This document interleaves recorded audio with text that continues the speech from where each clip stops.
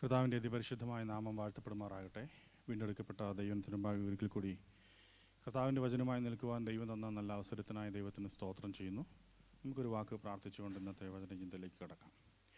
പരിശുദ്ധ പിതാവേ, നല്ല കർത്താവേ, അടിയനെ ദൈവവരങ്ങൾ ഏൽപ്പിച്ച് പ്രാർത്ഥിക്കുന്ന സഭയായി കൂടി വന്നിരിക്കുന്നു. കർത്താവേ, തിരുവചനമായി നിൽക്കുവാൻ അടി യാതൊരു യോഗ്യതമില്ലെന്ന് ദൈവത്തിൽ സമ്മതിക്കുന്നു. കർത്താവായ ദൈവമേ, ഞങ്ങളുടെ കൃപാടിനോട് കൂടിയിരുന്ന് കർത്താവെ, ഇന്നത്തെ ചില ചിന്തകൾ കർത്താവെ അത് ഞങ്ങൾക്ക് എല്ലാവർക്കും അനുഗ്രഹമായി തീരേണ്ടതിനായിട്ട് സ്വർഗം ഞങ്ങളെ സഹായിക്കണമേ. പരിശുദ്ധാത്മാവ് അടിയനെ സഹായിക്കുകയും ശക്തീകരിക്കുകയും ചെയ്യണമേ. കർത്താവെ, ദൈവജനത്തെ വചനത്തിനായി ഒരുക്കണമെന്ന് പ്രാർത്ഥിക്കുന്നു. തിരുനാമം മാത്രം മഹത്വം എടുക്കണം. യേശു നാമത്തിൻ്റെ നല്ല പിതാവേ, ആമേൻ.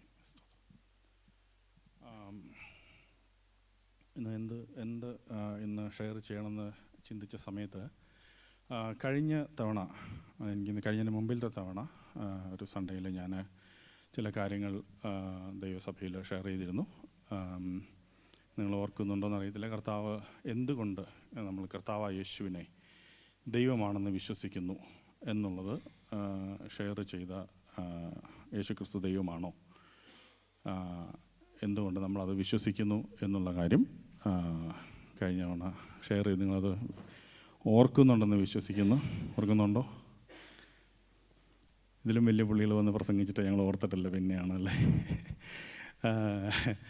എന്തായാലും നമ്മൾ ചിന്തിച്ചത് യേശുക്രിസ്തു തന്നെ പറ്റി എന്ത് പറഞ്ഞു, യേശുക്രിസ്തുവിനെ പറ്റി പിതാവായ ദൈവം എന്ത് പറഞ്ഞു, യേശുക്രിസ്തുവിനെ പറ്റി ഏഞ്ചൽസ് എന്ത് പറഞ്ഞു, യേശുക്രിസ്തുവിനെ പറ്റി പ്രവാചകന്മാരെന്ത് പറഞ്ഞു, യേശുക്രിസ്തുവിനെ പറ്റി ഭൂതങ്ങൾ എന്ത് പറഞ്ഞു. ഇങ്ങനെയുള്ള കാര്യങ്ങളാണ് കഴിഞ്ഞ തവണ നമ്മൾ ദൈവത്തിന് ചിന്തിച്ചത്. പക്ഷേ ഇതെല്ലാം പറഞ്ഞിരിക്കുന്നത് ബൈബിളിലാണല്ലേ. ഈ പറഞ്ഞിരിക്കുന്ന കാര്യങ്ങളെല്ലാം ബൈബിളിലാണ് പറഞ്ഞിരിക്കുന്നത്. അപ്പം അങ്ങനെയെങ്കിൽ ബൈബിളിനെ നമ്മൾ എന്തുകൊണ്ട് വിശ്വസിക്കണം? കാരണം ലോകത്തിൽ അനവധി മതങ്ങളുണ്ട്, അനവധി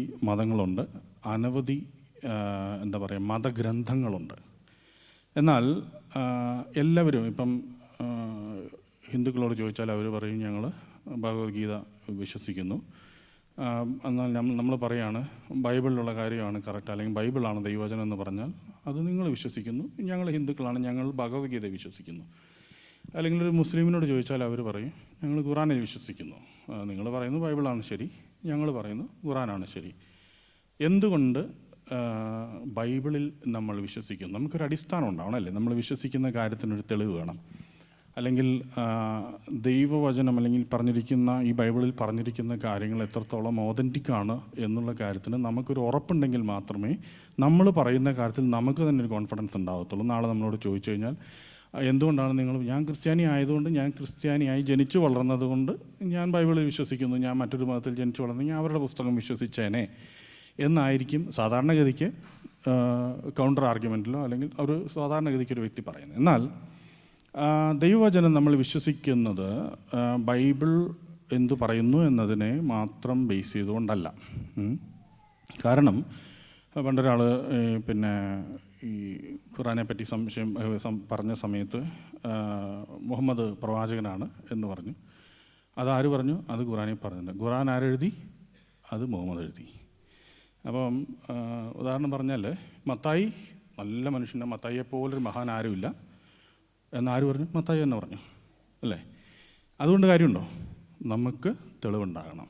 മത്തായി നല്ലവനാണെന്ന് 10 പേര് പറയണം, എന്നാലേ മത്തായി മാത്രം പറഞ്ഞാൽ പോരാ എന്ന് പറഞ്ഞതുപോലാണ് നമുക്ക് ദൈവവചനം വിശ്വസിക്കുമ്പോൾ ബൈബിളിന് എന്ത് ആധികാരികതയുണ്ട് എന്നുള്ള കാര്യമാണ് ഇന്ന് ചിന്തിക്കാം. ഇതൊരു ഉണർവ് പ്രസംഗമല്ല, ഇത് കുറച്ചൊരു ഇൻഫർമേഷൻ. നമ്മുടെ അപ്പോസ്തലനായ പൗലോസ് പറഞ്ഞു, ഞാൻ ആരെ വിശ്വസിച്ചിരിക്കുന്നു എന്ന് ഞാൻ അറിയുന്നു, അവൻ എൻ്റെ ഒപ്പം എത്തി.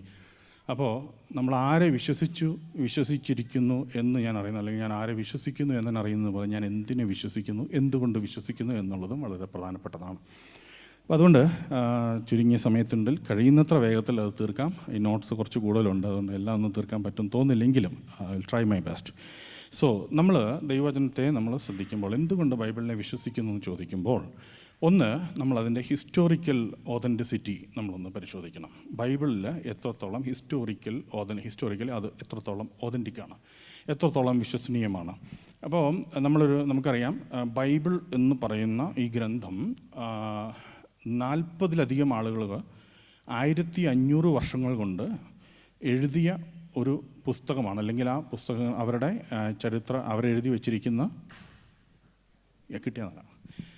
അവരെഴുതിയിരിക്കുന്ന 40-ലധികം ആളുകൾ എഴുതിയിരിക്കുന്ന ഒരു പുസ്തകമാണ്, അല്ലെങ്കിൽ അതിൻ്റെ സംഗ്രഹമാണ് ബൈബിൾ എന്ന് പറയുന്നത്. അപ്പോൾ ഈ ബൈബിൾ നമ്മൾ വിശ്വസിക്കുമ്പോൾ അതിനകത്തൊരു കാര്യമുണ്ട്. ഈ 1500 വർഷം കൊണ്ട് ഒരൊറ്റ പോയിന്റിൽ കേന്ദ്രീകരിച്ചുകൊണ്ട്, അതായത് ഏകദേശം 4000-ലധികം വർഷത്തെ ചരിത്രം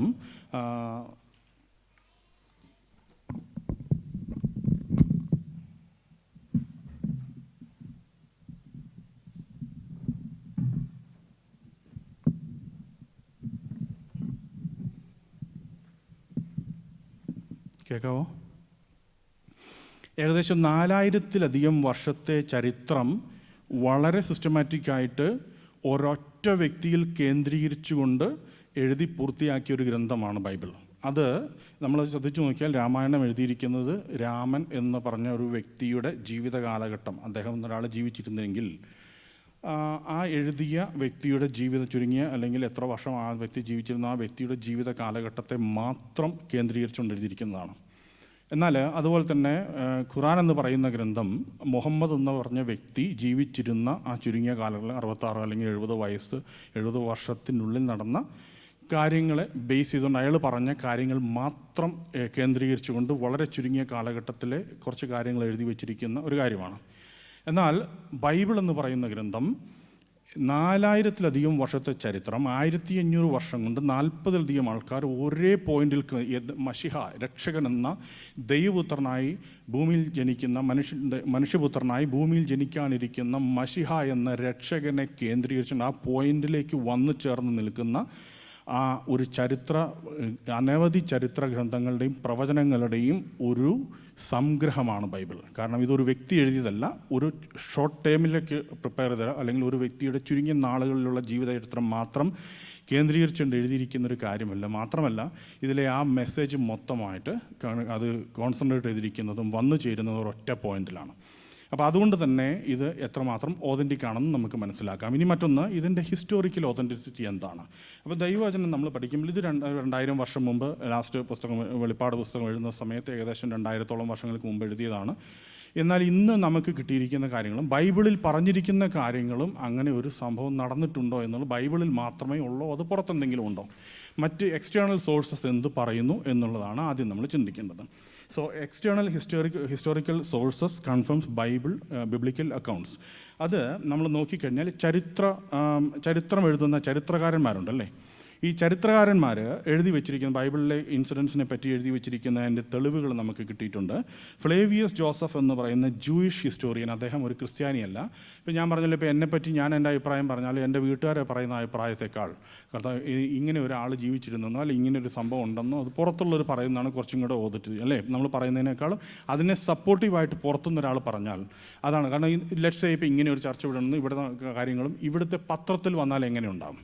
കാരണം നമ്മൾ ഒരു ഡോക്യുമെൻ്റ് നമ്മളെപ്പറ്റി തന്നെ ഡോക്യുമെൻ്റ് ചെയ്യുന്നതോടൊപ്പം തന്നെ അതിനെ സപ്പോർട്ടീവായിട്ട് ഇതിൽ നിന്ന് പുറത്തുനിന്നുള്ള ഒരാൾ, അപ്പം ഈ ജൂയിഷ് ഹിസ്റ്റോറിയൻ ആയിരിക്കുന്ന ഫ്ലേവിയസ് ജോസഫ് എന്ന് പറയുന്നയാൾ, അദ്ദേഹം ഒരു ക്രിസ്ത്യാനി അല്ലായിരുന്നു, അദ്ദേഹം ഒരു വിശ്വാസി അല്ലായിരുന്നു. പക്ഷേ ജോസഫിൻ്റെ ചരിത്രത്തിൽ, ഫ്ലേവിയസ് ജോസഫിൻ്റെ ചരിത്രത്തിൽ ഈ യേശുക്രിസ്തുവിനെ കുറിച്ചും ബാപ്റ്റിസ്റ്റ് ജോണിനെ കുറിച്ചും യേശുക്രിസ്തുവിൻ്റെ സഹോദരനായിരിക്കുന്ന ജെയിംസിനെ കുറിച്ചും ഹെറോദിനെ കുറിച്ചും പൈലറ്റിനെ കുറിച്ചും ഒക്കെ വ്യക്തമായിട്ട് രേഖപ്പെടുത്തിയിട്ടുണ്ട്. അപ്പോൾ ബൈബിളിൽ പറഞ്ഞിരിക്കുന്ന കാര്യങ്ങൾ, യേശുക്രിസ്തുവിൻ്റെ ജീവിതവും യേശുക്രിസ്തുവിനോടൊപ്പം ഉണ്ടായിരുന്ന ആളുകളുടെ ജീവിതവും കാര്യങ്ങളെല്ലാം ഈ ബൈബിളിന് പുറത്തുള്ള അല്ലെങ്കിൽ ഈ വിശ്വാസി അല്ലാത്ത ആ ഒരു ചരിത്രകാരനായിരിക്കുന്ന വ്യക്തി രേഖപ്പെടുത്തി വെച്ചിട്ടുണ്ട്. അത് നമുക്ക് തെളിവുകളായിട്ട് ലഭിച്ചിട്ടുണ്ട്. അതുപോലെ തന്നെ വേറൊന്നാണ്, പിന്നെ ഏർലി ക്രിസ്ത്യാനിറ്റിയുടെ എക്സിസ്റ്റൻസിനെ പറ്റിയിട്ടും യേശുക്രിസ്തു എന്ന വ്യക്തിയെ ക്രൂസിഫൈ ചെയ്തതിനെ പറ്റിയിട്ടും ഫ്ലേവിയസ് ജോസഫ് എഴുതി വെച്ചിട്ടുണ്ട്. അദ്ദേഹം ഓർക്കേണ്ട ഒരു കാര്യം, അദ്ദേഹം ക്രിസ്ത്യാനിയല്ല, വിശ്വാസിയല്ല, യേശുക്രിസ്തുവിനെ ദൈവമായിട്ട് വിശ്വസിക്കുന്ന ഒരാളല്ല. പക്ഷേ ഇങ്ങനെ ഒരു സംഭവം ആ കാലഘട്ടത്തിൽ നടന്നതായിട്ട് അദ്ദേഹം ചരിത്രത്തിൽ രേഖപ്പെടുത്തി വെച്ചിട്ടുണ്ട്. Which provides a proof that what Bible says is correct. അതിനകത്ത് ഹിസ്റ്റോറിക്കൽ എവിഡൻസസ് ഉണ്ട്. രണ്ടാമതാണ് ടാസിറ്റസ് എന്ന് പറഞ്ഞ മറ്റൊരാൾ. ടാസിറ്റസ് ഒരു റോമൻ ഹിസ്റ്റോറിയനാണ്. അപ്പോൾ നമ്മൾ ഒരു കണക്കിൽ നമ്മൾ ചിന്തിക്കാൻ നമുക്ക് ഒരു ജൂയിഷ് ഒരാൾ പറഞ്ഞു യേശുക്രിസ്തു ജൂതനായിരുന്നു. എന്നാൽ ടാസിറ്റസ് എന്ന് പറഞ്ഞിരിക്കുന്ന ആ കാലഘട്ടത്തിൽ യേശുക്രിസ്തുവിൻ്റെ കാലഘട്ടത്തിൽ ജീവിച്ചിരുന്ന ഒരു ഹിസ്റ്റോറിയൻ ആയിരുന്നു ടാസിറ്റസ്. അയാളും യേശുക്രിസ്തുവിനെ പറ്റിയിട്ടും പിന്നെ ഒരു ക്രിസ്തു എന്ന് പറയുന്ന മശിഹായെ പറ്റിയും പൈലാത്തോസിൻ്റെ കാലഘട്ടത്തിൽ ക്രൂസിഫൈ ചെയ്തതിനെ പറ്റിയിട്ടും ടൈബേറിയസിൻ്റെ കാലഘട്ടത്തിലും പൈലറ്റിൻ്റെ കാലഘട്ടത്തിലും യേശുക്രിസ്തു എന്ന ഒരാൾ ജീവിച്ചിരുന്നതിനെ പറ്റിയിട്ടൊക്കെ ടാസിറ്റസ് എഴുതി വെച്ചിട്ടുണ്ട്. അപ്പോൾ അതൊരു തെളിവാണ്. പിന്നെ ഈ പറഞ്ഞിരിക്കുന്ന ബൈബിളിലെ മറ്റ് കാര്യങ്ങൾ ബാബിലോണിയൻ ക്രോണിക്കിൾസ് എന്ന് പറഞ്ഞ് പിന്നീട് നമുക്ക് കിട്ടിയിട്ടുള്ള ബാബിലോണിയൻ ചരിത്ര രേഖകൾ ബൈബിളിലെ കാര്യങ്ങളെ എന്താ പറയുക അക്കൗണ്ട് ചെയ്യുന്നുണ്ട്. അപ്പം നമുക്ക് ഹിസ്റ്റോറിക്കൽ എവിഡൻസസ് ഉണ്ട്. അതുപോലെ തന്നെ സൈറസ് സിലിണ്ടർ എന്ന് പറഞ്ഞിരിക്കുന്ന മറ്റൊരു ചരിത്ര ഗ്രന്ഥമുണ്ട്, അല്ലെങ്കിൽ അതിൻ്റെ തെളിവുകൾ നമുക്ക് ലഭിച്ചിട്ടുണ്ട്. അതിനകത്ത് പിന്നെ സൈറസ് ബാബിലോണിനെ കീഴടക്കിയതിനെ പറ്റിയിട്ടും ബാബിലോണിലെ കീഴടക്കിയ സമയത്ത് അവിടെ പ്രവാസികളായിരുന്ന ആളുകളെ, ഇസ്രായേൽ മക്കളെ അവരുടെ എക്സൈലിൽ നിന്ന് പറഞ്ഞുവിട്ട് അവരുടെ സ്വന്തം ദേശത്തേക്ക് പറഞ്ഞുവിട്ട് ഡിഗ്രിയൊക്കെ എഴുതി വെച്ചിരിക്കുന്ന ചരിത്ര രേഖകൾ നമുക്ക് കിട്ടിയിട്ടുണ്ട്. അപ്പോൾ അവിടെ തന്നെ നമുക്ക് മനസ്സിലാക്കുന്ന ഒരു കാര്യമാണ്, ബൈബിളിൽ രേഖപ്പെടുത്തിയിരിക്കുന്ന അനവധി കാര്യങ്ങൾ ആ കാലഘട്ടത്തിൽ ജീവിച്ചിരുന്ന ആളുകൾ ഹിസ്റ്റോറിക്കലി എവിഡൻ്റായിട്ട് രേഖപ്പെടുത്തി വെച്ചിട്ടുണ്ട്. അപ്പോൾ അതൊരു ഹിസ്റ്റോറിക്കൽ എവിഡൻസ് ആണ്. പിന്നെ അതുപോലെ തന്നെ മറ്റൊന്നാണ് ആർക്കിയോളജിക്കൽ എവിഡൻസ്. നമുക്കറിയാം ഹിസ്റ്റോറിക്കൽ എവിഡൻസ് എന്ന് പറഞ്ഞാൽ രേഖകളെ ബേസ് ചെയ്തിട്ടാണ്. ആർക്കിയോളജിക്കൽ എവിഡൻസ് എന്ന് പറഞ്ഞാൽ അവർ ഡിഗ് ചെയ്ത് കണ്ടുപിടിച്ചിട്ടുള്ള കാര്യങ്ങളാണ്. അപ്പോൾ ആർക്കിയോളജിക്കൽ എവിഡൻസസ് അതിന് ഒന്ന് ഏറ്റവും പ്രധാനപ്പെട്ട ഒരു കാര്യമാണ് ഡെഡ് സീ സ്ക്രോൾസ്. അറിയാമല്ലോ, കേട്ടിട്ടുണ്ടല്ലോ, ചാവുകടൽ ചുരുളുകൾ എന്ന് പറയുന്നത്. നിരീശ്വരവാദികളുടെയും ഇസ്ലാമിസ്റ്റുകളുടെയും വായടപ്പിച്ച് കളഞ്ഞ് നടുവൊടിച്ച് കളഞ്ഞ ഏറ്റവും വലിയൊരു കണ്ടുപിടുത്തമാണ് ഡെഡ് സീ സ്ക്രോൾസ്. കാരണം ബൈബിൾ തിരുത്തപ്പെട്ടു എന്ന് പറയുന്ന മുസ്ലിംസും അതുപോലെ തന്നെ ബൈബിളിൽ ചരിത്ര ഗ്രന്ഥമല്ലെന്ന് പറയുന്ന, ബൈബിളിൽ അങ്ങനൊരു ചരിത്രമില്ല, ഇത് കെട്ടുകഥയാണെന്ന് പറയുന്ന നിരീശ്വരവാദികൾക്കും വായടഞ്ഞു പോയ ഒരു ചരിത്ര കണ്ടുപിടുത്തമാണ് ഡെഡ് സീ സ്ക്രോൾസ്. നിങ്ങൾക്കറിയാമായിരിക്കും, കൂടുതൽ സമയം കളയാനില്ല.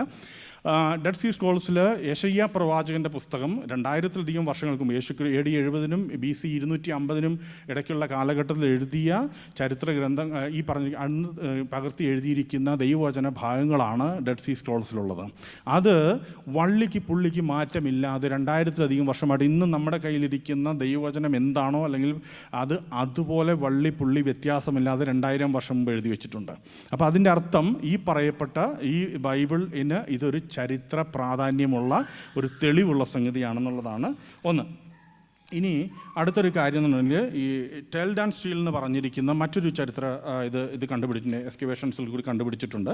അത് ഇപ്പം ഒരു അരാമ്യൻ രാജാവ് ഈ ഹൗസ് ഓഫ് ഡേവിഡിനെ കീഴ്പ്പെടുത്തിയ അന്ന് ഈ ഇസ്രായേലുമായിട്ടുള്ള യുദ്ധത്തിൽ പിന്നെ ഹൗസ് ഓഫ് ഡേവിഡിനെ, കിങ് ഓഫ് ഇസ്രായേലിനെയും king of the house of ഡേവിഡിനെയും കീഴ്പ്പെടുത്തിയ ചരിത്രം അവരുടെ രേഖകളിലുണ്ട്. വിച്ച് പ്രൊവൈഡ്സ് ഇങ്ങനെ ഈ ദാവീദ് ഗ്രഹം എന്ന് ബൈബിളിൽ പറയുന്ന ഹൗസ് ഓഫ് ഡേവിഡ് എന്ന് പറഞ്ഞൊരു കിങ്ഡം അല്ലെങ്കിൽ ഒരു സാമ്രാജ്യം ഉണ്ടായിരുന്നു എന്നുള്ളതിൻ്റെ തെളിവ് ഔട്ട് ഓഫ് ദ ബൈബിൾ നമുക്ക് കിട്ടിയിട്ടുണ്ട്. ഇനി അടുത്തതാണ് പൈലറ്റ് സ്റ്റോൺ എന്ന് പറയുന്നത്. അത് ഈ പറഞ്ഞിരിക്കുന്ന പൊന്തിയോസ് പീലാത്തോസ് അതിൻ്റെ ഭരണകാലഘട്ടത്തിലുണ്ടായിരുന്നു. അപ്പം അവിടെയും ബൈബിളിൽ പറഞ്ഞിരിക്കുന്നത് പൊന്തിയോസ് പൈലറ്റ് എന്ന് പറയുന്ന ഒരു വ്യക്തി ഭരിച്ചിരുന്നുവെന്നും അയാളുടെ കാലഘട്ടത്തിലുണ്ടായ കാര്യങ്ങളും ഈ പറഞ്ഞിരിക്കുന്ന പൈലറ്റ് സ്റ്റോണിൽ രേഖപ്പെടുത്തി വെച്ചിട്ടുണ്ട്. ഇനി അതുപോലെ തന്നെ ഏറ്റവും ഇത് തെളിവായി കിട്ടിയിരിക്കുന്ന ഈ ഷീലോഹോം കുളം എന്ന് പറയുന്ന ബെഥെസ്ദ കുളവും ഈ കാലഘട്ടത്തിൽ കണ്ടുപിടിച്ചിട്ടുണ്ട്. അപ്പോൾ അതും എന്ത് പറയുന്നു, ബൈബിളിൽ പറഞ്ഞിരിക്കുന്ന കാര്യങ്ങൾ കറക്റ്റാണ് എന്ന് പറഞ്ഞ അതിനൊരു തെളിവാണ് നമുക്ക് കാണാൻ സാധിക്കുന്നത്. അതുപോലെ ലാക്കിഷ് ലെറ്റേഴ്സ് എന്ന് പറഞ്ഞിരിക്കുന്ന യെരമ്യാ പ്രവാചകൻ്റെ പുസ്തകത്തിൽ ബാബിലോണിയൻ ഇൻവേഷനെ പറ്റിയിട്ടും ഈ പറഞ്ഞിരിക്കുന്ന മിലിറ്ററി കറസ്പോണ്ടൻസിന് സംബന്ധമായ കാര്യങ്ങൾ യെരമ്യാ പ്രവാചകൻ എന്ന് പറഞ്ഞിരിക്കുന്നു, അതേ കാര്യങ്ങൾ ഈ പറഞ്ഞിരിക്കുന്ന ലാക്കിഷ് ലെറ്റേഴ്സ് എന്ന് പറഞ്ഞിരിക്കുന്ന ചരിത്ര ഇതിൽ എന്താ പറയുക പുരാവസ്തു കണ്ടുപിടിച്ചിട്ടുണ്ട്, രേഖപ്പെടുത്തി വെച്ചിരിക്കുന്നതിൽ. അപ്പം ഈ പറയപ്പെടുന്ന ചരിത്ര രേഖകളിൽ നമ്മൾ എന്തുകൊണ്ട് ആർക്കിയോളജിക്കൽ എവിഡൻസ് ആദ്യം നമ്മൾ കണ്ടു, out of the Bible historical evidences കണ്ടു. രണ്ടാമത്തത് നമ്മൾ കണ്ടു ആർക്കിയോളജിക്കൽ എവിഡൻസ്. പിന്നെ നമ്മൾ കാണുന്ന ഹിസ്റ്ററി റിലേറ്റഡ് ആയിട്ടുള്ള കാര്യങ്ങൾ historical events match secular records. Out of the Bible secular റെക്കോർഡ്സിൽ അസീറിയൻ ഇൻവേഷനെ പറ്റിയിട്ടും അതുപോലെ തന്നെ അത് 2 രാജാക്കന്മാരുടെ 18-ാം അധ്യായത്തിൽ സെനകെരിബ് എന്ന് പറയുന്ന രാജാവ് അശൂർ രാജാവ് ഇൻവേഷൻ നടത്തിയതിനെ പറ്റിയിട്ടുള്ള രേഖകൾ അസീറിയൻ രേഖകൾ കിട്ടിയിട്ടുണ്ട്. അതുപോലെ തന്നെ ബാബിലോണിയൻ എക്സൈലിനെ പറ്റിയിട്ടുള്ള രേഖകൾ നമുക്ക് കിട്ടിയിട്ടുണ്ട്. നെബൂഖദ്നേസർ വന്നിട്ട് ഇത് നശിപ്പിക്കുന്നതും ജെറുസലേം 586 BC നശിപ്പിക്കുന്നതിനെ പറ്റിയിട്ടുള്ള ഔട്ട് ഓഫ് ദ ബൈബിൾ രേഖകൾ ഈ പറഞ്ഞ ബാബിലോണിയൻ എക്സൈലിനെ പറ്റിയിട്ടുള്ളതും റോമൻ ഗവേണൻസ് ധാരാളം തെളിവുകളുണ്ട്. അത് പ്രത്യേകിച്ച് പറയേണ്ട കാര്യമില്ല. റോമൻ ഗവേണൻസ് ഉണ്ടായിരുന്നതായിട്ടും യേശുക്രിസ്തുവിൻ്റെ കാലഘട്ടത്തിൽ റോമൻസ് ആണ് ഭരിച്ചിരുന്നത് എന്നുള്ളതിനെ പറ്റിയുള്ള തെളിവുകൾ ധാരാളമുണ്ട്. ഇനി ഹിസ്റ്റോറിക്കൽ ജിയോഗ്രഫി, അത് യേശു ക്രിസ്തുവിൻ്റെ കാലത്തും ബൈബിളിൽ പറഞ്ഞിരിക്കുന്ന, പഴയ നിയമത്തിലും പുതിയ നിയമത്തിലും പറഞ്ഞിരിക്കുന്ന ജിയോഗ്രഫിക്കൽ ആയിട്ടുള്ള കാര്യങ്ങളെല്ലാം ധാരാളം തെളിവുകൾ കിട്ടിയിട്ടുണ്ട്. പക്ഷേ ഇതിന് തെളിവില്ലെന്ന് പറഞ്ഞ് ജനങ്ങൾ തള്ളിക്കളഞ്ഞ്, അല്ലെങ്കിൽ ഇതിനെപ്പറ്റി വാദിച്ചുകൊണ്ടിരുന്ന ആളുകളായിരുന്നു. നിനവെ എന്ന് പറഞ്ഞ പട്ടണമില്ല, അല്ലെങ്കിൽ യെറിഹോ എന്ന് പറഞ്ഞ പട്ടണമില്ല, കഫർനഹൂം എന്ന് പറഞ്ഞ സംഭവം കണ്ടുപിടിച്ചു. പക്ഷേ ഈ റീസെൻ്റ്ലി ഈ നിനവയും കണ്ടുപിടിച്ചു, ഈ പറഞ്ഞിരിക്കുന്ന കഫർനഹൂമും കണ്ടുപിടിച്ചു, ഈ ജെറിഹോയും കണ്ടുപിടിച്ചു. ഇതിൻ്റെ എല്ലാം ലൊക്കേഷൻസ് എല്ലാം ഇന്ന് ആധികാരികമായിട്ട് കണ്ടുപിടിച്ചിട്ടുണ്ട്. Which proves that Bible is correct. Bible is reliable, historically true. ഇനി അടുത്തതാണ് ഇൻറ്റേർണൽ ഹിസ്റ്റോറിക്കൽ ആക്യുറസി. അതായത് ബൈബിളിൽ പറഞ്ഞിരിക്കുന്ന ജീനിയോളജി, ടൈറ്റിൽസ്, അതുപോലെ തന്നെ ലോക്കൽ കസ്റ്റംസ്, റിച്വൽസ്, അന്നത്തെ കാലത്ത് ജീവിച്ചിരുന്ന ആളുകളുടെ രീതികൾ എല്ലാം ബൈബിൾ രേഖപ്പെടുത്തിയിരിക്കുന്ന കാര്യങ്ങൾ, അതുപോലെ തന്നെ അതിൻ്റെയുള്ള തെളിവുകളും പിൻകാലത്ത് കണ്ടുപിടിച്ചിട്ടുണ്ട്. അതിൻ്റെ അർത്ഥം ബൈബിളിൽ പറഞ്ഞിരിക്കുന്ന ഈവൻസ്, ബൈബിളിൽ പറഞ്ഞിരിക്കുന്ന ആളുകൾ, അതിൻ്റെ ആ കാലഘട്ടത്തിൽ നടന്നിരുന്ന സംഭവവികാസങ്ങൾ, ഭരണാധിപന്മാർ, അവരുടെ സ്ഥാനങ്ങൾ, ഇങ്ങനെയുള്ള കാര്യങ്ങളെല്ലാം ഇന്ന് നമുക്ക് ഹിസ്റ്റോറിക്കലി തെളിവുകളുണ്ട്. അപ്പം നമ്മൾ മനസ്സിലാക്കേണ്ട ഒരു കാര്യമുണ്ട്, നമ്മുടെ കയ്യിലിരിക്കുന്ന പുസ്തകത്തിന് നമ്മൾ ബൈബിളിൽ പറഞ്ഞിരിക്കുന്ന കാര്യങ്ങൾ മാത്രമല്ല, ചരിത്രം അതിന് നമ്മളെ സപ്പോർട്ട് ചെയ്യുന്നു. അത് വിശ്വസിക്കാൻ കൊള്ളാവുന്നൊരു ഗ്രന്ഥമാണ് എന്നുള്ളത്. ഞാൻ പറഞ്ഞല്ലോ, ഇതൊരു നിങ്ങൾക്ക് എത്രത്തോളം ഇത് ഇൻട്രസ്റ്റിംഗ് ആണെന്ന് എനിക്കറിയത്തില്ല, പക്ഷേ ഇതൊരു ഇൻഫോർമേറ്റീവാണ്. നമുക്ക് നമ്മുടെ വിശ്വാസം എന്താണെന്ന്, നമ്മൾ എന്തിനെ വിശ്വസിക്കുന്നു എന്നുള്ള കാര്യം ഒന്ന് ഉറച്ചിരിക്കാൻ വേണ്ടിയിട്ടാണ് ഞാനിത് ഷെയർ ചെയ്യാമെന്ന് ചിന്തിച്ചത്. രണ്ടാമത്, അപ്പം നമ്മൾ കണ്ട കാര്യം ഹിസ്റ്റോറിക്കലി നമ്മൾ കണ്ടു, അതിന് തെളിവുകളും ആർക്കിയോളജിക്കൽ എവിഡൻസും പറഞ്ഞിരിക്കുന്ന മറ്റു റെക്കോർഡ്സും കാര്യങ്ങളെല്ലാം നമ്മൾ കണ്ടല്ലേ. ഇനി രണ്ടാമത്തെ ഒരു കാര്യമാണ്, ഇപ്പോൾ ഹിസ്റ്ററിയിൽ അങ്ങനെയൊക്കെ പറഞ്ഞെന്ന് പറഞ്ഞാലും ബൈബിളിൽ എഴുതിയിരിക്കുന്ന കാര്യങ്ങൾ പണ്ട് എഴുതിയത് അങ്ങനെ തന്നെ നമുക്ക് കിട്ടിയെന്നൊന്നും എന്താ തെളിവുള്ളത്? ബൈബിളിൽ തിരുത്തി എന്ന് പറയുന്ന ആളുകളുണ്ടല്ലോ, അല്ലെങ്കിൽ എങ്ങനെയാണ് നമ്മളതിനെ ഉൾക്കൊള്ളുന്നത്? പണ്ട് എഴുതി തന്നെയാണോ ഇപ്പോൾ കിട്ടിയിരിക്കുന്നത്? ആ പറഞ്ഞതൊക്കെ സത്യമാണോ എന്നുള്ളത്, അതാണ് നമ്മൾ പിന്നെ നോക്കുന്നത്. ടെക്സ്റ്റിൽ ഓതൻറ്റിസിറ്റി അല്ലേ, ഈ പറഞ്ഞിരിക്കുന്ന കാര്യങ്ങൾ തിരുത്തപ്പെടാതെയാണോ നമുക്ക് കയ്യിൽ കിട്ടിയിരിക്കുന്നത് എന്നുള്ളതാണ്. അപ്പോൾ അതിൻ്റെ എത്രത്തോളം നന്നായി ബൈബിൾ പ്രിസർവ് ചെയ്യപ്പെട്ടിട്ടുണ്ട്. ആദ്യകാലത്തിൽ മോശ എഴുതിയ ആ കാലം മുതൽ ഈ പറഞ്ഞിരിക്കുന്ന വെളിപ്പാട് പുസ്തകം എഴുതുന്നത് വരെയുള്ള രേഖകൾ ഇവരിത് എഴുതിയ സമയത്ത് അത് അതുപോലെ തന്നെയാണ് നമ്മുടെ കയ്യിൽ കിട്ടിയിരിക്കുന്നത്. അതിൽ പിന്നീട് എന്തെങ്കിലും വെട്ടിത്തിരുത്തലുകളോ മാറ്റങ്ങളോ കൂട്ടിച്ചേർക്കലുകളൊക്കെ വന്നിട്ടുണ്ടോ എന്നുള്ളതാണ് അടുത്ത് നമ്മൾ അതിൻ്റെ ടെക്സ്റ്റിൽ ഓതൻറ്റിസിറ്റി നമ്മൾ നോക്കുന്നത്. അവിടെ നമ്മൾ ആദ്യം നോക്കേണ്ടത് മാനുസ്ക്രിപ്റ്റിൻ്റെ എവിഡൻസസ് ആണ്. ഇപ്പം നമ്മൾ നോക്കിക്കഴിഞ്ഞിട്ടുണ്ടെങ്കിൽ ബൈബിളിൻ്റെ മറ്റ് ഏത് ഗ്രന്ഥങ്ങൾ, ചരിത്ര ഗ്രന്ഥങ്ങൾ നോക്കിയാലും അതിനേക്കാളൊക്കെ അധികം കയ്യെഴുത്ത് പ്രതികൾ, മാനുസ്ക്രിപ്റ്റ്സ് ലോകത്തിൽ ഇന്ന് തെളിവുകളായിട്ട് കിട്ടിയിട്ടുണ്ട്. നമ്മൾ നോക്കിയാൽ അന്നത്തെ പഴയകാല ചരിത്രം നോക്കിക്കഴിഞ്ഞാൽ ഹോമറുടെ ഇലിയഡ് എന്ന് പറയുന്ന പോയം നമുക്കറിയാം, വളരെ പ്രസിദ്ധമാണ്. എന്നാൽ അതിൻ്റെ ഒരു കോപ്പി 500 വർഷങ്ങൾക്ക് ശേഷമാണ്, ആ കവിത എഴുതിയിട്ട് 500 വർഷങ്ങൾക്ക് ശേഷമാണ് അതിൻ്റെ ആദ്യത്തെ ഒരു കോപ്പി എടുക്കുന്നത്, അതായത് പകർത്തി എഴുതുന്നത് 500 വർഷങ്ങൾക്ക് ശേഷമാണ്. അതിൻ്റെ ടോട്ടൽ ഇതുവരെ കയറ്റിയിരിക്കുന്ന കയ്യെഴുത്ത് പ്രതികൾ എന്ന് പറഞ്ഞാൽ 1800ഓളം കയ്യെഴുത്ത് പ്രതികളാണ് ഹോമറുടെ ഇലിയഡ് എന്ന് പറഞ്ഞിരിക്കുന്ന കവിതയ്ക്ക് കിട്ടിയിരിക്കുന്നത്. പിന്നെ അതുപോലെ തന്നെ പ്ലേറ്റോയുടെ, ഫിലോസഫറായിരിക്കുന്ന പ്ലേറ്റോയുടെ ചരിത്ര, അയാൾ എഴുതിയിരിക്കുന്ന കാര്യങ്ങൾ, അയാളുടെ philosophical thoughts and all those things 1200 വർഷങ്ങൾക്ക് ശേഷമാണ് കയ്യെഴുത്ത് പ്രതി ഉണ്ടായിരിക്കുന്നത്. അയാൾ എഴുതിയിരിക്കുന്നത് അയാൾക്ക് ശേഷം 1200 വർഷങ്ങൾക്ക് ശേഷമാണ്. പിന്നീട് അതേ പറ്റിയിട്ടുള്ള യാതൊരു വിധത്തിലുള്ള മാനുസ്ക്രിപ്ഷൻ ലഭിച്ചിട്ടില്ല. എന്നാൽ പിന്നെ ഇനി മാത്രമല്ല, ഈ ഹോമറുടെ ഇലിയഡുമായിട്ട് നമ്മൾ അയാളുടെ ഒറിജിനൽ പ്രിൻറ്റും എഴുതിയതും പിന്നീടുള്ള കോപ്പിയായിട്ട് ഓൾമോസ്റ്റ് 95% കറക്റ്റായിട്ട് വരുന്നുണ്ട് അതിൻ്റെ ആക്യുറസി. എന്നാൽ ബൈബിളിനെ സംബന്ധിച്ച് നോക്കിക്കഴിഞ്ഞാൽ, ന്യൂ ടെസ്റ്റ്മെൻറ്റ് നമ്മൾ നോക്കിക്കഴിഞ്ഞാൽ അത് എഴുതിയ കാലഘട്ടം എന്ന് പറയുന്നത്, അത് ഈ എഴുതിയ സമയം തൊട്ടിട്ട്, ഇത് കോപ്പി എടുക്കുന്നത് 20 തൊട്ട് 50 വർഷത്തിൻ്റെ ഉള്ളിൽ ഏകദേശം 5800ഓളം ഗ്രീക്ക് മാനുസ്ക്രിപ്റ്റ്സ് തന്നെ കിട്ടിയിട്ടുണ്ട്, തെളിവുകളായിട്ടുണ്ട്. ഇനി അതുകൂടാതെ 20,000-ലധികം മറ്റു ഭാഷകളിലുള്ള, നമുക്കറിയാം ബൈബിൾ എഴുതിയിരിക്കുന്നത് ഗ്രീക്ക്, ഹീബ്രു, അരാമിക് ഭാഷകളിലാണ്.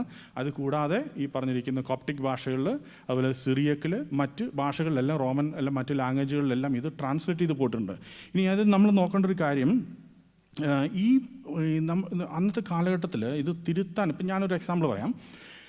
ഇപ്പം ഞാനൊരു കഥ എഴുതി കൊണ്ടുവന്നു, അല്ലെങ്കിൽ എന്തെങ്കിലും ഒരു നോട്ടീസ് കൊണ്ടുവന്നു. ഞാനിവിടെ ഇരുന്നിട്ട് നിങ്ങളോട് എല്ലാവർക്കും ഇതിൻ്റെ ഓരോ പേപ്പറും തന്നിട്ട് പറഞ്ഞു ഇതിൻ്റെ ഒരു കോപ്പി നിങ്ങളെല്ലാവരും എഴുതണം എന്ന് പറയാം. കാരണം ഇന്നത്തെ ഇന്നത്തെ സംവിധാനങ്ങളൊന്നും പണ്ടില്ലല്ലോ. അപ്പോൾ നിങ്ങളെല്ലാവരും ഇതിൻ്റെ ഇതേ കോപ്പി എഴുതുകയാണ്. എന്നിട്ട് നമ്മൾ പറഞ്ഞ് ഡിസ്ട്രിബ്യൂട്ട് ചെയ്യാൻ പറഞ്ഞു. അപ്പോൾ നിങ്ങളെല്ലാവരും ഒരു 10-15 കോപ്പി വീതം എഴുതിയിട്ട് ഇത് ഈ പറഞ്ഞ സിറ്റിയിലെല്ലാം കൊണ്ട് കൊടുത്തു. ഞാൻ വിചാരിച്ചത് തിരുത്താൻ പറ്റുമോ? ഞാൻ പോലും വിചാരിച്ചാൽ അത് തിരുത്താൻ പറ്റത്തില്ല. കാരണം നിങ്ങൾ അതുപോലെ ഇത് കോപ്പി എടുത്ത് ഡിസ്ട്രിബ്യൂട്ട് ചെയ്ത് കഴിഞ്ഞു. ഇനി മനസ്സിലായി, ഇനി ഇത് ഒറിജിനലാണെന്ന് പറയാൻ ഈ പറഞ്ഞ ഞാൻ എഴുതിയിരിക്കുന്ന സംഗതി വേറെ ആരുടെയെങ്കിലും കയ്യിലുള്ളതായിട്ട് ഒത്തു നോക്കിക്കഴിഞ്ഞാൽ ഇത് ഈ പറഞ്ഞ എക്സാക്ട് കോപ്പി ആണെന്നുള്ളത് മനസ്സിലാക്കാൻ പറ്റും അല്ലേ? അപ്പോൾ അങ്ങനെയാണെങ്കിൽ ബൈബിളിലെ ഓരോ ഗ്രന്ഥങ്ങളും ഓരോ പേജുകളും ഓരോ ബുക്കും എഴുതിയിരിക്കുന്നത് അതാത് കാലഘട്ടത്തിൽ ഒരു വളരെ ഫാസ്റ്റായിട്ട് ഇത് ഡിസ്ട്രിബ്യൂട്ട് ചെയ്യാനായിട്ട്, കാരണം ഇത് നശിപ്പിച്ച് കളയാൻ രാജാക്കന്മാരും അന്നത്തെ കാലത്തെ ഭരണാധിപന്മാരും ശത്രുക്കളും ഒക്കെ വളരെയധികം പരിശ്രമിച്ചിട്ടുണ്ട്. എന്നാൽ ഇത് നശിച്ചു പോകാതിരിക്കാനായിട്ട് ഇവരെന്ത് ചെയ്തു? അതുപോലെ കോപ്പി എടുത്തത് ഡിസ്ട്രിബ്യൂട്ട് ചെയ്തിട്ടുണ്ട്. സോ ഈ പറഞ്ഞിരിക്കുന്ന 5800-ലധികം ഗ്രീക്ക് മാനുസ്ക്രിപ്റ്റ്സും അതുപോലെ തന്നെ 20,000-ലധികം മറ്റ് ഭാഷകളുടെ മാനുസ്ക്രിപ്റ്റും ഇന്ന് കണ്ടെടുത്തിട്ടുണ്ട്. അപ്പോൾ ഇത് ഒറിജിനലുമായിട്ട് തട്ടിച്ച് നോക്കിയാൽ, ഇന്ന് നമ്മുടെ കൈകളിലുള്ളതുമായിട്ട് തട്ടിച്ച് നോക്കിയാൽ 99.5% കറക്റ്റാണ്. വിച്ച് മീൻസ് ചെറിയ ഗ്രാമറ്റിക്കൽ എററോ അല്ലെങ്കിൽ ഈ ചെറിയ അക്ഷരത്തിലെ തെറ്റുകളോ അല്ലാതെ അതിൻ്റെ കോർ മെസ്സേജോ ഇതിൻ്റെ കണ്ടൻറ്റുമായിട്ട് യാതൊരു വ്യത്യാസമില്ലാത്ത രീതിയിൽ ആക്യുറേറ്റായിട്ട് നമുക്കിന്ന് അതിന് തെളിവുകൾ കിട്ടിയിട്ടുണ്ട്. അതിൻ്റെ അർത്ഥം നമ്മൾ ഇന്ന് കൈവശം വെച്ചിരിക്കുന്ന ദൈവത്തിൻ്റെ വചനം, നമ്മൾ വിശ്വസിക്കുന്ന തിരുവചനം, അത് അതുപോലെ പ്രിസർവ് ചെയ്യപ്പെട്ടിട്ടുണ്ട്. ഇനി അതുപോലെ തന്നെ ഓൾഡ് ടെസ്റ്റ്മെൻറ്റിൽ നമ്മൾ ഞാൻ നേരത്തെ പറഞ്ഞല്ലോ, ഡെഡ് സീ സ്ക്രോൾസിൽ യെശയ്യാ പ്രവാചകൻ്റെ പുസ്തകം എത്രത്തോളം ആക്യുറേറ്റായിട്ട് അത് സൂക്ഷിച്ചു, മെസോറിറ്റിക് ടെക്സ്റ്റുകളിൽ അത് സൂക്ഷിച്ചിരുന്നു എന്നുള്ളത് നമ്മൾ കണ്ടതാണ്. അതുപോലെ തന്നെ ഓൾഡ് ടെസ്റ്റ്മെൻറ്റിലും ഈ പറഞ്ഞിരിക്കുന്ന ന്യൂ ടെസ്റ്റ്മെൻറ്റിലാണെങ്കിലും എഴുതിയിരിക്കുന്ന ഓരോ പേജും വളരെ കൃത്യമായിട്ട് നമ്മൾ കണ്ടു. ഇനി ഏർലി ഫ്രാഗ്മെൻറ്റ്സിലും ഇതേപോലെ തന്നെ കാര്യങ്ങൾ പറയുന്നുണ്ട്. ഇനി ഇതെല്ലാം നമ്മൾ നോക്കിക്കഴിഞ്ഞാൽ ഓൾമോസ്റ്റ് 100% നമുക്ക് ഇതെല്ലാം ഒത്തുവരുന്നതായിട്ട് അല്ലെങ്കിൽ മാറ്റമില്ലാതെ സൂക്ഷിക്കപ്പെടുന്നതായിട്ട് നമുക്ക് കാണാൻ സാധിക്കും. ഇനി അടുത്തതാണ് ഇതൊക്കെ പറയുമ്പോൾ തന്നെ ഇത് എങ്ങനെ ഇത് കോപ്പി ചെയ്തു എന്നുള്ളതും നമ്മൾ ഓർത്തിരിക്കേണ്ട ഒരു കാര്യമാണ്. ഇത് കോപ്പി ചെയ്യുന്നതിന് അതിൻ്റേതായിട്ടുള്ള റൂൾസ് ഉണ്ടായിരുന്നു ആ കാലഘട്ടത്തിൽ. ഇത് ദൈവവചനം അന്നത്തെ കാലത്ത് ഇവരിത് കോപ്പി ചെയ്യുന്ന സമയത്ത് അതിന് എക്സ്ട്രീം പ്രിസിഷന് വേണ്ടിയിട്ട് വളരെ സ്ട്രിക്റ്റ് റൂൾസ് അവർ ഫോളോ ചെയ്തിരുന്നു. അത് അവർ എന്താ പറയുക, ഒരു പേജ് ഒരേ സൈസിലുള്ള, അതായത് ശുദ്ധിയുള്ള മൃഗങ്ങളുടെ തോല് കൊണ്ട് മാത്രമാണ്, തോലിൽ ലെതറിലാണല്ലോ പണ്ട് എഴുതിക്കൊണ്ടിരുന്നത്. അപ്പോൾ ശുദ്ധിയുള്ള, ബൈബിളിൽ പറയുന്ന ശുദ്ധിയുള്ളതും അശുദ്ധിയുള്ളതായിട്ട് മൃഗങ്ങളുണ്ട്. ശുദ്ധിയുള്ള മൃഗങ്ങളുടെ സ്കിന്നിലാണ് ഇവർ എഴുതിക്കൊണ്ടിരിക്കുന്നത്. ഒരേ ഇങ്ക്, ഒരേ സൈസ് പേപ്പറിൽ, ഒരേ വാക്കുകൾ, ഒരേ ലെങ്ത്തിൽ, ഒരേ ലൈനിൽ. അതായത് ഒരെണ്ണം കണ്ടാൽ അടുത്തത് കണ്ടാൽ രണ്ടും രണ്ടാണെന്ന് തോന്നത്തില്ല എന്നതുപോലെ തന്നെ. അതായത് ഒരെണ്ണത്തിൽ ഒരു ലൈനിൽ എഴുതിയിരിക്കുന്നത് ഒരക്ഷരം അപ്പുറത്തെ പേജിൽ കൂടത്തില്ല. ഇനി എന്തെങ്കിലും ഒരു തെറ്റ്, ഒരു എറർ അത് വന്നാൽ ആ പേജ് കറക്റ്റ് ചെയ്യത്തില്ല, അവരത് കൊണ്ടേ കത്തിച്ചു കളയും, അടുത്തത് പുതിയ എഴുതും. അതുപോലെ തന്നെ ഈ പറഞ്ഞിരിക്കുന്ന എഴുതുന്ന ആളുകളെല്ലാം സ്കോളേഴ്സ് ആയിരിക്കണം. ഇത് എഴുതുന്ന സമയത്ത് ഒരാൾ എഴുന്നേറ്റ് നിന്ന് ഇത് വായിച്ചു കൊടുക്കണം. ഈ വായിച്ചു കൊടുക്കുകയും ഒപ്പം തന്നെ മുമ്പിലിരിക്കുന്ന കോപ്പിയിൽ നിന്നാണ് ഇവർ എഴുതുന്നത്. കാരണം പോലും ഇതിനകത്തൊരു തെറ്റ് വരരുത് എന്ന് നിർബന്ധമുള്ളത് കൊണ്ട് അത്രയും പ്രിസിഷൻ അതിനകത്ത് വരത്തക്ക രീതിയിൽ കെയർഫുള്ളായിട്ടാണ് അവരത് എഴുതിയിരിക്കുന്നത്. അതിനകത്ത് ഓരോ ലേഔട്ടും അതിൻ്റെ എല്ലാ കാര്യങ്ങളും page by page, word by word, അക്ഷരം പ്രതി അക്ഷരം എല്ലാം അതുപോലെ കറക്റ്റായിട്ടാണ് അവർ എഴുതിക്കുന്നത്. അത്രയും വളരെ കെയർഫുള്ളായിട്ടാണ്. ഈ യഹോവ എന്നുള്ള വാക്ക് എഴുതുമ്പോൾ അവർ എഴുന്നേറ്റ് കൈ കഴുകി ശുദ്ധീകരിച്ചിട്ടാണ് അവർ എഴുതുന്നത്. ഇനി ഇവരിത് കോപ്പി എഴുതിക്കൊണ്ടിരിക്കുന്ന സമയത്ത് രാജാവ് വന്നാൽ പോലും എഴുന്നേക്കരുതെന്നുള്ളതാണ് റൂള്. ആ രാജ്യം ഭരിക്കുന്ന രാജാവ് വന്നാൽ പോലും അവർ ഈ ദൈവവചനം കോപ്പി ചെയ്തുകൊണ്ടിരിക്കുന്ന സമയത്ത് അവർ എഴുന്നേറ്റ് നിൽക്കത്തില്ല, റെസ്പെക്റ്റ് ചെയ്യാൻ നിൽക്കില്ല, അവർ മൈൻഡ് ചെയ്യത്തില്ല. അപ്പോൾ അത്രത്തോളം ആക്യുറേറ്റ് ആയിട്ടാണ്, അത്രത്തോളം പ്രിസിഷനായിട്ടാണ് ദൈവവചനം കോപ്പി ചെയ്തിരിക്കുന്നത്.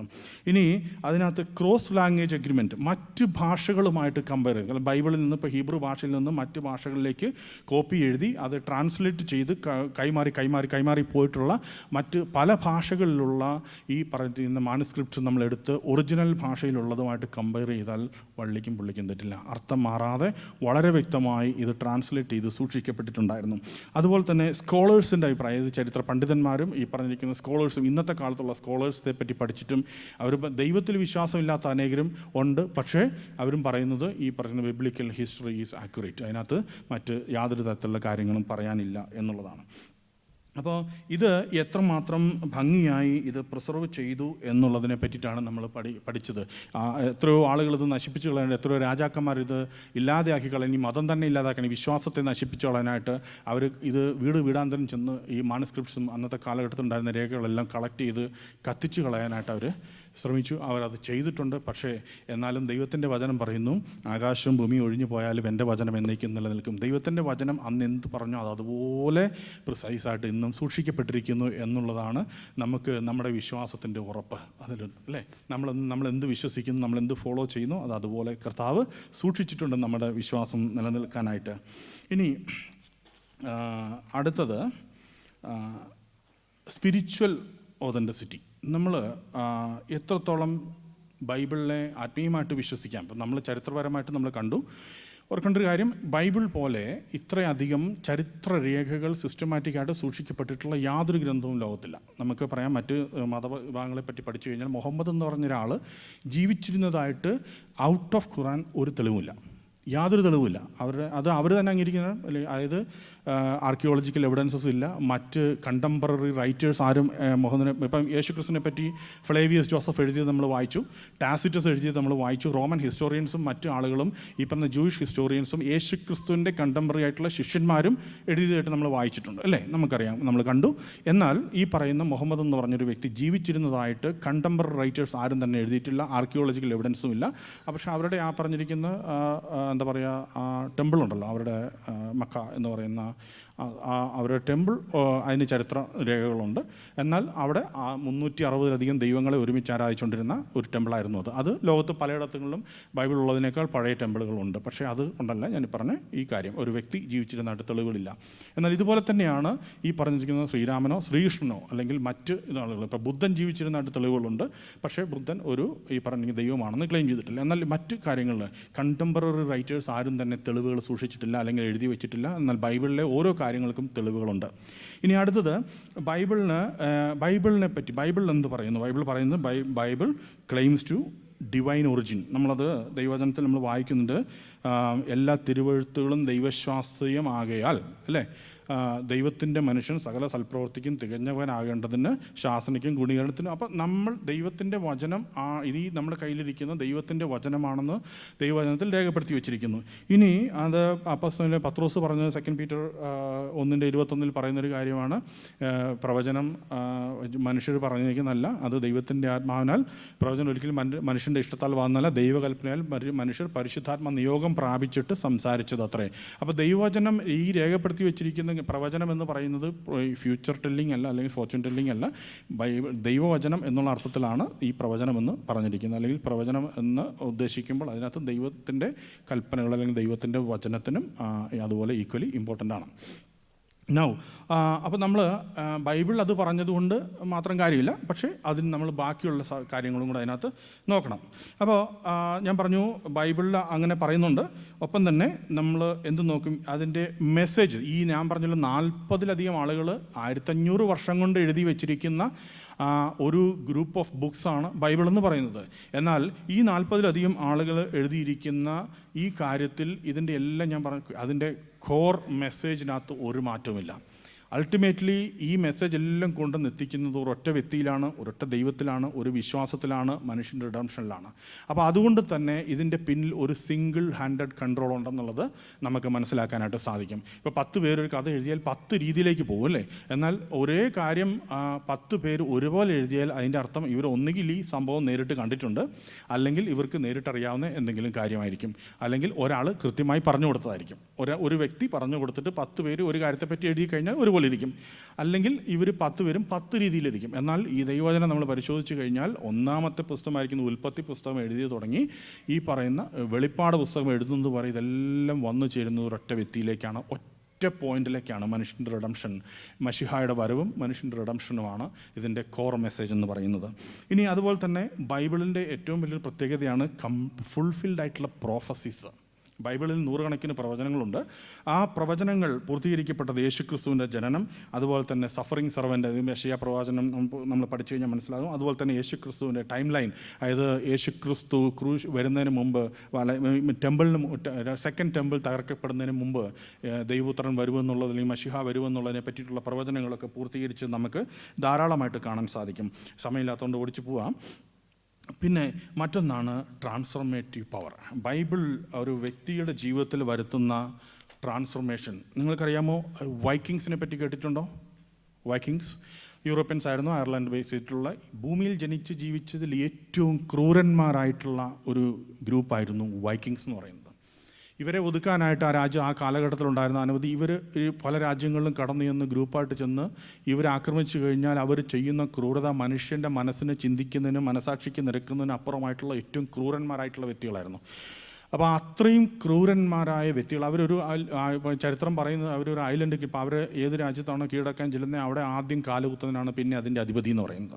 അപ്പോൾ അന്ന് ഇവർ യുദ്ധം ചെയ്യാനായിട്ട് ഐലൻഡിലൊക്കെ ബോട്ടിൽ ചെന്ന് കഴിയുമ്പോൾ സ്വന്തം കാല് വെട്ടിയെടുത്തിട്ട് ഐലൻഡിലേക്ക് എറിയും. ഇവരുടെ കാല് അവിടെ ആദ്യം കുത്താനായിട്ട്.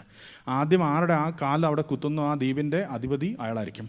അപ്പോൾ അത്രത്തോളം ബ്രേവ് ആയിട്ടുള്ള, അത്രത്തോളം ക്രൂവലായിട്ടുള്ള ഒരു കമ്മ്യൂണിറ്റി ആയിരുന്നു വൈക്കിങ്സ്. ഇവരെ ഒതുക്കാൻ ആ കാലഘട്ടത്തിൽ അനേക രാജ്യങ്ങളും രാജാക്കന്മാർ ശ്രമിച്ചിട്ട് സാധിച്ചില്ല. പക്ഷേ സുവിശേഷം ഇവരുടെ ജീവിതത്തെ മാറ്റിമറിച്ചു. സുവിശേഷം അവരുടെ ഉള്ളിൽ കടന്നു ചെന്ന സമയത്ത് ഈ ക്രൂരന്മാരായ മനുഷ്യരും മിഷണറിമാരായിട്ട് മാറി, മനുഷ്യ സ്നേഹമുള്ളവരായിട്ട് മാറി. ഈ ദൈവവചനം പോലെ മനുഷ്യർക്ക് മാറ്റം വരുത്താൻ കഴിയുന്ന മറ്റൊരു ഗ്രന്ഥവും ഭൂമിയില്ല. ഒരുപാട് ചരിത്ര ഗ്രന്ഥങ്ങൾ, നോവലുകൾ, കഥകൾ, പോയങ്ങൾ, ഒരുപാട് കവിതകളൊക്കെ ലോകത്ത് ഒരുപാട് പേര് എഴുതിയിട്ടുണ്ട്, ഒരുപാട് ഫിലോസഫികൾ എഴുതിയിട്ടുണ്ട്. പക്ഷേ പല പദങ്ങളും പലരും മതം മാറിക്കഴിഞ്ഞാൽ അത് ആരേക്ക് ബോംബും വെച്ച് കെട്ടി നിറച്ച് പൊട്ടിക്കാൻ പോകുന്ന സമയത്ത് അനേകരെ നശിപ്പിക്കാൻ, എങ്ങനെ മറ്റൊരു തന്നെ ഇല്ലായ്മയാക്കാൻ ശ്രമിക്കാം, അല്ലെങ്കിൽ എന്താണ് പോസിബിലിറ്റി എന്ന് അന്വേഷിച്ച് നടക്കുന്ന അനേകം മതങ്ങളും മതവിഭാഗങ്ങളും താഴ്ന്ന ജാതിയിലുള്ളവരെ എങ്ങനെ മുതലെടുക്കാമെന്നും കീഴ്പ്പെടുത്താമെന്നും അവരെ ഉപയോഗിക്കാമെന്നും വിശ്വസിക്കുകയും പഠിപ്പിക്കുകയും ചെയ്തുകൊണ്ടിരുന്ന സമൂഹത്തിൽ അനാഥരെയും വിധവമാരെയും താങ്ങണമെന്നും അവർക്ക് വേണ്ടി കരുതണമെന്നും മറ്റുള്ളവരെ നിന്നെപ്പോലെ തന്നെ സ്നേഹിക്കണമെന്നും നിനക്കുള്ളത് മറ്റുള്ളവരുമായി പങ്കുവെക്കണമെന്നും നീയും അവനും തുല്യരാണെന്നും ദൈവത്തിൻ്റെ സൃഷ്ടിയാണെന്നും നിൻ്റെ സഹോദരനാണെന്നും പഠിപ്പിച്ച ഒരു മതം അത് ക്രിസ്തു മതം മാത്രമാണ്. ഈ ബൈബിൾ ചെന്നിട്ടുള്ള ജയിലുകളിൽ അനേകർ ദൈവവചനം കേൾക്കുന്നു. വളരെ ക്രൂരമായിട്ടുള്ള കൊലപാതകളും നിഷ്ഠൂരന്മാരുമായ ആളുകൾ ദൈവവചനം കേട്ട് അവരുടെ ജീവിതത്തെ ദൈവസേനയിൽ സമർപ്പിച്ച് അവർ എത്രയോ നല്ല സുവിശേഷന്മാരായിട്ട്, എത്രയോ നല്ല വാർത്തകൾ പ്രചരിപ്പിക്കും, എത്രയോ നന്മ ചെയ്യുന്നവരായിട്ട്, അല്ലേ? നന്മ ചെയ്യുന്നവൻ്റെ സുവിശേഷം അറിയിക്കുന്നതിൻ്റെ കാലം എത്ര മനോഹരമെന്ന് പറഞ്ഞതുപോലെ അവരുടെ നടപ്പ് നന്നായതായിട്ട് നമുക്ക് കാണാനായിട്ട് സാധിക്കും. അപ്പോൾ അതുകൊണ്ട് തന്നെ നമുക്ക് മനസ്സിലാക്കുന്നുണ്ട് ഇതിൻ്റെ പിന്നിൽ വ്യാപരിക്കുന്ന ദൈവശക്തി, ഈ transformative power of the Bible, അത് നമുക്ക് ഡിനൈ ചെയ്യാൻ കഴിയാത്തതാണ് ഒരു വ്യക്തിക്കും. ഇന്നും എന്തുകൊണ്ടാണ് ഈ പറഞ്ഞിരിക്കുന്ന ഗവൺമെൻറ് തലങ്ങളിലൊക്കെ നമ്മൾ എല്ലാ രാജ്യങ്ങളിലും ഈ പറയുന്ന ജയിൽ മിനിസ്ട്രിയെ ഗവൺമെൻറ് സപ്പോർട്ട് ചെയ്യുന്നതിന് കാരണം അറിയും, യുവന്മാരെ ഒതുക്കാൻ ഇതേ മാർഗ്ഗമുള്ളൂ. കാരണം എത്ര അടിച്ചാലും ഇടിച്ചാലും തല്ലിയാലും കൊന്നാലും ഇവർ ഒതുങ്ങത്തില്ല, ഈ ക്രിമിനലുകളെ ഒതുക്കാനൊക്കത്തില്ല. പക്ഷേ അവരുടെ ഉള്ളത്തിൽ മാറ്റം വരുത്താൻ ദൈവത്തിൻ്റെ വചനത്തിന് സാധിക്കും. അതുതന്നെയാണ് ഏറ്റവും വലിയൊരു തെളിവ്. ഇതിൻ്റെ പിന്നിൽ ദൈവത്തിൻ്റെ കരമാണെന്നും പരിശുദ്ധാത്മാവാണെന്നുള്ളതിൻ്റെ തെളിവാണെന്നും ട്രാൻസ്ഫോർമേറ്റീവ് പവർ. ഇനി മറ്റൊന്ന് മോറൽ ആൻഡ് സ്പിരിച്വൽ ഡെപ്ത്. ഈ ബൈബിൾ പ്രൊവൈഡ് ചെയ്യുന്നത് പോലെ നമുക്കറിയാം, ഇന്ന് നമ്മൾ അനേകർ വെല്ലുവിളിക്കുന്നൊരു കാര്യം ക്രിസ്ത്യാനിറ്റി, യേശു ക്രിസ്തു ജീവിക്കുന്നത് പോലെ ജീവിച്ചാൽ, അല്ലെങ്കിൽ നിങ്ങളുടെ മതനേതാവ് ജീവിക്കുന്ന പോലെ ജീവിച്ചാൽ രണ്ടിലേതായിരിക്കും ഇന്ന് ജീവിക്കാൻ കൊള്ളാവുന്നതെന്ന് ചോദിച്ചാൽ അവർക്ക് എന്താ പറയുക, ഏതൊരു ക്രിസ്ത്യാനിക്കും ചങ്കറപ്പോടെ പറയാം, എൻ്റെ കർത്താവ് ജീവിച്ച പോലെ ഞാൻ ജീവിച്ചാൽ ഈ ലോകത്ത് ആർക്കും ഒരു ദോഷവും വരത്തില്ല. മനസ്സിലായോ? എൻ്റെ കർത്താവ് ജീവിച്ചതുപോലെ ജീവിച്ചു കഴിഞ്ഞാൽ ഈ ലോകം ഏറ്റവും നന്നാകും. പക്ഷേ നിങ്ങളുടെ നേതാവോ എന്ന് ചോദിച്ചാൽ ഇവർക്ക് ആർക്കും ഉത്തരം ഉണ്ടാകത്തില്ല. കാരണം ഏത് വഷളനെയും ന്യായീകരിക്കുന്ന, ഏത് വഷളത്വത്തെയും ഏത് തിന്മയെയും ദൈവത്തിൻ്റെ പേരിൽ ന്യായീകരിക്കുന്ന അനവധി സമൂഹങ്ങളും മതങ്ങളും ലോകത്തുള്ളപ്പോൾ എന്തിനും കർത്താവായ യേശുക്രിസ്തുവിനെ മാതൃകയാക്കി ഏത് കാലഘട്ടത്തിലും, അത് പുരാതന കാലഘട്ടത്തിലാണെങ്കിലും കൊള്ളാം, ഇന്ന് 2000 വർഷങ്ങൾക്ക് ശേഷമാണെങ്കിലും ഇനി 10,000 വർഷം കഴിഞ്ഞാലും കൊള്ളാം, യേശുക്രിസ്തു ഇന്നലെയും ഇന്നും എന്നേക്കും ഫോളോ ചെയ്യാൻ പറ്റുന്നൊരു ഉത്തമ മാതൃകയാണ്. യേശുക്രിസ്തുവിൻ്റെ പഠിപ്പിക്കലുകൾ ഈ ലോകത്ത് ഏത് രാജ്യത്തും ഏത് സമൂഹത്തിലും എല്ലാ കാലവും ആക്സെപ്റ്റബിൾ ആയിട്ടുള്ള, അല്ലെങ്കിൽ ഫോളോ ചെയ്യാൻ കഴിയുന്ന, അനുസരിക്കാൻ കൊള്ളാവുന്ന, ഒരു മനുഷ്യനെ മാന്യനാക്കി ശ്രേഷ്ഠനാക്കി ഒരു മനുഷ്യനെ, ഒരു കുടുംബത്തെ, ഒരു സമൂഹത്തെയും മാറ്റി തീർക്കാൻ കഴിയുന്ന രീതിയിലുള്ള ഒരു മാതൃകയുള്ളൊരു വ്യക്തിയാണ് യേശുക്രിസ്തു. ആ യേശുക്രിസ്തുവിൻ്റെ പഠിപ്പിക്കൽ നീതിപൂർവ്വമായിട്ടുള്ളത് നമുക്കറിയാം. ഗിരിപ്രഭാഷണമൊക്കെ പഠിച്ചു കഴിഞ്ഞാൽ അറിയാം, ഇത്രത്തോളം ആഴമായ മനുഷ്യൻ്റെ ജീവിതത്തിൽ സ്വാധീനം ചെലുത്താൻ കഴിയുന്ന, ഇത്രത്തോളം മനുഷ്യനെ മനുഷ്യരാക്കി തീർക്കാൻ കഴിയുന്ന ഒരു പഠിപ്പിക്കൽ മറ്റൊരിടത്തും നമുക്ക് കാണാനായിട്ട് സാധിക്കത്തില്ല. അപ്പോൾ അതുകൊണ്ട് തന്നെ അതുതന്നെ ഏറ്റവും വലിയൊരു ഇതാണ് സെർമൺ ഓൺ ദ മൗണ്ട്. അതുപോലെ തന്നെ ഈ പറഞ്ഞിരിക്കുന്ന ഈ നൂറ്റാണ്ടുകളായിട്ട് നിലനിൽക്കുന്ന ഈ മോറൽ കൺസിസ്റ്റൻറ്റ്, ക്രിസ്ത്യാനിറ്റിക്ക് അന്നും ഇന്നും ഒറ്റ മൊറാലിറ്റിയേ ഉള്ളൂ, അല്ലേ? ആ മൊറാലിറ്റി അന്നും ഇന്നും എന്തും ഏത് കാലഘട്ടത്തിലും ആക്സെപ്റ്റബിൾ ആണ്, അത് ഫോളോ ചെയ്യാൻ കൊള്ളാവുന്നതാണ്. ഇനി മറ്റൊന്നാണ് ഈ പറഞ്ഞിരിക്കുന്ന ഇതിൻ്റെ പ്രിസർവേഷൻ. ഞാൻ നേരത്തെ പറഞ്ഞതുപോലെ അനേകരെ നശിപ്പിച്ചു കളയാൻ നോക്കിയിട്ടും ഇത് നശിച്ചു പോകാതെ നിലനിന്നതും വള്ളിക്ക് പുള്ളിക്ക് മാറ്റമില്ലാതെ സൂക്ഷിക്കപ്പെട്ടതും ഇതിൻ്റെ പിന്നിൽ ദൈവത്തിൻ്റെ കരമുണ്ട് എന്നുള്ളത് ഒരു തെളിവാണ്.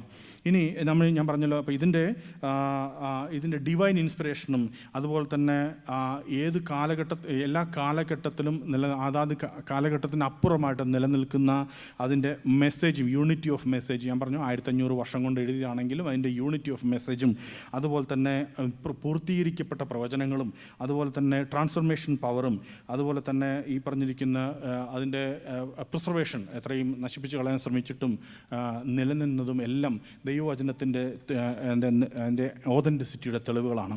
ഇനി സമയം കടന്നു പോയതിൻ്റെ അടുത്തൊരു ഒരു വിഷയം കൂടെ ഉണ്ട്, പിന്നെ അത് സംസാരിക്കാനുള്ള സമയമില്ല. അത് പ്രോഫറ്റിക്കൽ ആക്യുറസി, ദൈവവചനത്തിൽ എന്തെല്ലാം പ്രവചനങ്ങൾ ഉണ്ടായിരുന്നു എന്നുള്ളതും അത് ഏതൊക്കെ രീതിയിൽ നിവർത്തിക്കപ്പെട്ടു എന്നുള്ളതും നമ്മൾ പഠിച്ചു കഴിഞ്ഞാൽ നമ്മുടെ ജീവിതത്തിൽ അത് 100% ഒരു ഉറപ്പുണ്ടാകും. ഈ പറഞ്ഞ ദൈവവചനം ഈ ബാക്കി ഏത് കാര്യത്തേക്കാൾ ഒരു കാര്യം ഉറപ്പാണ്, പ്രോഫറ്റിക്കൽ ആക്യുറസി നമ്മൾ പഠിച്ചു കഴിഞ്ഞാൽ ദൈവവചനം എത്രത്തോളം പവർഫുള്ളാണ്, എത്രത്തോളം ഇത് ദൈവികമാണെന്നുള്ളത് മനസ്സിലായി. സമയമില്ലാത്തതുകൊണ്ട് ഞാനത് നിർത്തുകയാണ്. പിന്നീട് എപ്പോഴെങ്കിലും ദൈവം അവസരം തരുന്നതനുസരിച്ചിട്ട് ബൈബിൾ പ്രവചനങ്ങളെ പറ്റിയിട്ട് പിന്നീട് ഒരിക്കലും നമുക്ക് പഠിക്കാം. ഇപ്പം നമ്മൾ പറഞ്ഞല്ലോ ദൈവവചനം എന്തുകൊണ്ട് നമ്മൾ ബൈബിളിനെ വിശ്വസിക്കുന്നു, എന്തുകൊണ്ട് നമുക്ക് ബൈബിളിനെ ഡിപ്പെൻഡ് ചെയ്യാം, റിലയബിളാണ്, എന്തുകൊണ്ട് ബൈബിൾ ദൈവവചനമാണ് എന്നുള്ള കാര്യമാണ് നമ്മളിന്ന് പഠിച്ചത്. ഈ കാര്യങ്ങൾ നമ്മൾ നാളെ ഒരാൾ നമ്മളോട് ചോദിച്ചാൽ അത് ഞാൻ ക്രിസ്ത്യാനി ആയതുകൊണ്ട് മാത്രമല്ല ബൈബിൾ വിശ്വസിക്കുന്നത്, ബൈബിൾ വിശ്വസനീയമായ തെളിവുകൾ ഉള്ളതുകൊണ്ടാണ്, അല്ലെങ്കിൽ അത് ദൈവത്തിൻ്റെ കരം അതിൻ്റെ പിന്നിൽ പ്രവർത്തിച്ചത് കൊണ്ടാണ്. പരിശുദ്ധാത്മാവ് ഇതിൻ്റെ പിന്നിൽ പ്രവർത്തിച്ചാൽ ബൈബിൾ ഏതൊരു മനുഷ്യനെയും ക്രിസ്തുവിനെ പോലെ ആക്കി തീർക്കും. ഈ ലോകത്തിന് അനുഗ്രഹിക്കപ്പെട്ട വ്യക്തിയാക്കി മാറ്റി തീർക്കാൻ ബൈബിളിന് സാധിക്കും. അതിൻ്റെ പിന്നിൽ പരിശുദ്ധാത്മാവിൻ്റെ പ്രവൃത്തിയുണ്ട് എന്നുള്ളൊരു ഉറപ്പ് ഞങ്ങൾക്കുണ്ട്. അത് മറ്റാർക്കും ഇല്ലാത്തൊരു നിർണ്ണയം ഞങ്ങൾക്കുണ്ടെന്നുള്ളൊരു ഉറപ്പ് നമുക്ക് എല്ലാവർക്കും ഉണ്ടായിരിക്കണം. ഇതായിരിക്കണം നമ്മുടെ വിശ്വാസത്തിൻ്റെ ആധാരം. ഈ വചനങ്ങളാൽ ദൈവം നിങ്ങളെ അനുഗ്രഹിക്കുമാറാകട്ടെ.